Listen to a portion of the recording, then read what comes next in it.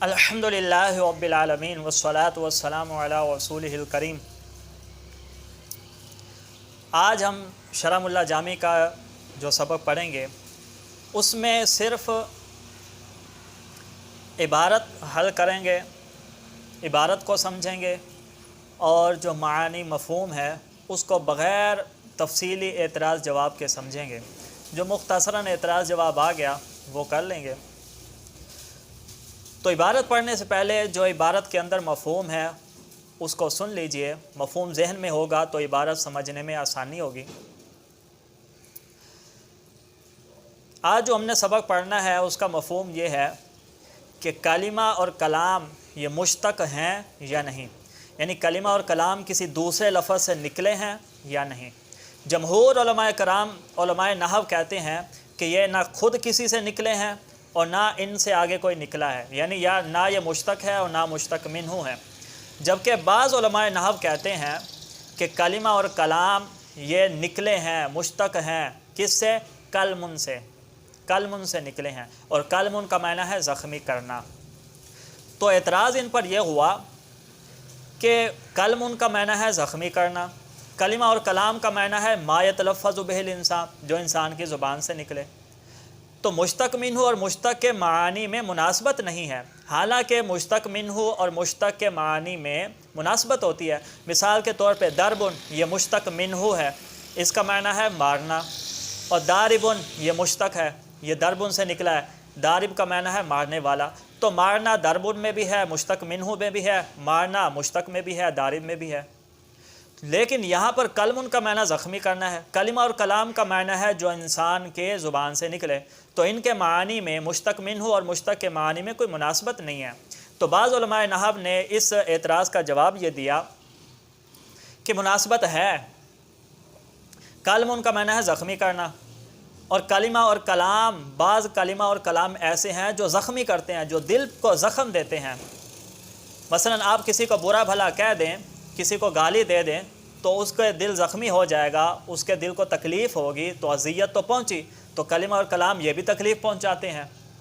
پھر بعض علماء نحو نے اپنے اس دعوے پر کہ کلمہ اور کلام یہ زخمی کرتے ہیں، بعض کلمہ کلام، سارے نہیں، بعض کلمہ اور کلام یہ زخمی کرتے ہیں، اپنے اس دعوے پر بعض علماء نحو نے دلیل دی۔ ایک شعر، ایک شاعر کا شعر ہے، جراحات السنان لها التیام، کہ تلواروں کے جو زخم ہوتے ہیں وہ بھر جاتے ہیں، وہ ختم ہو جاتے ہیں، ولا یلتام ما جرح اللسان، لیکن جو زخم زبان دیتی ہے وہ کبھی ختم نہیں ہوتے۔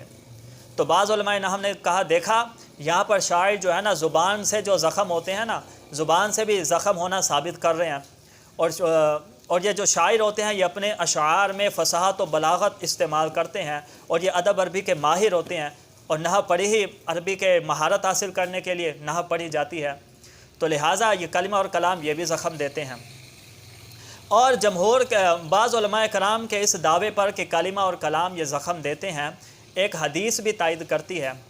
حضور صلی اللہ علیہ وسلم نے ارشاد فرمایا، المسلم من سلم المسلمون من لسانہ و یدہ، مسلمان وہ ہے کہ جس کی زبان اور ہاتھ سے، پہلے زبان کا ذکر کیا، جس کی زبان اور ہاتھ سے دوسرے مسلمان محفوظ رہیں۔ تو سرکار نے پہلے زبان کا، من لسانہ و یدہ، پہلے زبان کا ذکر فرمایا پھر ہاتھ کا۔ اس میں حکمت یہ ہے کہ سرکار صلی اللہ علیہ وسلم کا حکمت اس میں یہ ہے کہ جو زبان کے زخم ہوتے ہیں وہ بڑے سخت ہوتے ہیں، وہ کبھی نہیں بھرتے، اور وہ دور دور تک پہنچائے جا سکتے ہیں۔ مثلا آپ یہاں سے دنیا کے کوئی دوسرے کونے پہ موجود ہے، آخری کونے پہ، آپ یہاں سے فون کر کے اس کو برا بھلا کہیں، اس کا دل زخمی ہو جائے گا۔ لیکن اگر آپ یہاں سے گولی پھینکیں، ہاتھ سے اس کو زخم نہیں پہنچا سکتے، آپ ایٹم بم بھی پھینک دیں تو پتہ نہیں وہاں پہنچے گا نہیں پہنچے گا، بیچ میں پھٹ جائے گا، وہ کنفرم نہیں ہے۔ لیکن زبان سے جو آپ زخم دیں گے وہ کنفرم ہے۔ تو زبان کے زخم بڑے سخت ہوتے ہیں، اسی لیے قرآن پاک میں بھی اللہ تبارک و تعالیٰ نے زبان کی تکلیف کی بڑی مذمت فرمائی۔ اب تکلیف زبان سے بھی ہوتی ہے، ہاتھ سے بھی ہوتی ہے، دونوں کی تکلیف کا قرآن میں ذکر ہے۔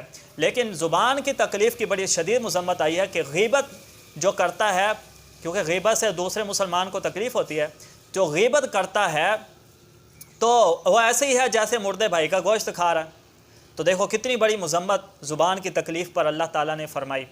جبکہ ہاتھ کی تکلیف پہ اللہ نے یہ نہیں فرمایا کہ جس نے ہاتھ سے کسی کو تھپڑ مار دیا وہ ایسی ہے جیسے مردہ بھائی کا گوشت کھاتا ہے، ایسا نہیں کہا، اتنا سخت حکم نہیں ہے۔ لیکن غیبت کی جو کہ زبان سے تکلیف دی جاتی ہے اس کا اللہ تبارک و تعالیٰ نے بڑی شدید اس کی مذمت فرمائی۔ تو دیکھا آپ نے زبان سے بھی تکلیف ہوتی ہے، تو بعض علماء کا موقف ثابت ہو گیا کہ کلم کا معنی بھی زخمی کرنا ہے، اور کلمہ اور کلام بعض ایسے ہیں جو زخمی کرتے ہیں، تو لہٰذا ان دونوں کے مشتق اور مشتق منہ کے معانی میں مناسبت پائی جا رہی ہے۔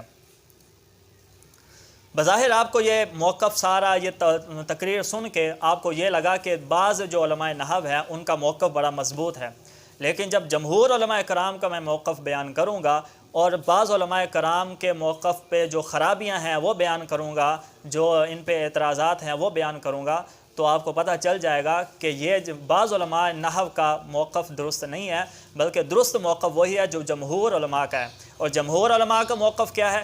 کلمہ اور کلام یہ مشتق بھی نہیں ہے، نہ مشتق منہ ہے، نہ خود کسی سے نکلے ہیں اور نہ اس سے کوئی آگے نکلا ہے۔ اب عبارت کی طرف دیکھتے ہیں۔ فقال، پس کہا ابن حاجب نے، الکلمہ یہ جو ہے نا قافیہ کا لفظ ہے۔ قیلہ، کہا گیا ہے، ہیا والکلام، کہ یہ کلمہ اور کلام مشتقانی دونوں نکلے ہیں من الکلمی، کلم سے، بتسکین لام، لام کے ساکن کے ساتھ، وہو الجرح، اور اس کا معنی زخمی کرنا ہے، لتاثیر، لام تعلیلیہ ہے، علت بیان کر رہا ہے، وہ مشتق اور مشتق منہ پر جو اعتراض ہوتا ہے معنی میں مناسبت نہیں ہے اس کا جواب دے رہے ہیں۔ لتاثیر معانیہما فی النفوس، اس لیے کہ کلمہ اور کلام کے معنی بھی اثر کرتے ہیں فی النفوس، ذی شعور، جان میں، نفوس میں، کل جرح، تلوار کے زخم کی طرح۔ وقد عبر، اب یہاں سے اپنے دعوے پر شعر کو دلیل کے بطور دلیل پیش کیا جا رہا ہے۔ وقد عبر بعض الشعراء، اور تحقیق بعض شعراء نے تعبیر کیا ہے، عن بعض تاثیراتہما بالجرح، کلمہ اور کلام کی بعض تاثیروں کو بالجرح، زخم کے ساتھ تعبیر کیا ہے کہ کلمہ اور کلام کی بعض تاثیر زخم کرتی ہے۔ شعر کیا ہے؟ جراحات السنان، کہ تلوار کے زخم جو ہے نا، لہل تیام، ان کے لیے بھرنا ہے، ولا یلتام ما جرح اللسان، اور جس کو زبان زخم دے وہ بھرتا نہیں ہے، زبان کے زخم اتنی جلدی بھرتے نہیں ہیں۔ تو یہ عبارت تھی، میں نے آپ کے سامنے پڑھی، اور اس کا وہی مفہوم ہے جو میں نے تفصیل سے آپ کے سامنے ذکر کر دیا۔ تو اگلے لیکچر میں انشاءاللہ اس پر جو اعتراض اور جواب ہوتے ہیں اس کا تفصیل سے ذکر کروں گا، اور لکھ کر انشاءاللہ عز و جل، تاکہ سمجھنے میں آسانی ہو، لکھ کر انشاءاللہ عز و جل سمجھایا جائے گا۔ اللہ تبارک و تعالی علم میں برکت عطا فرمائے۔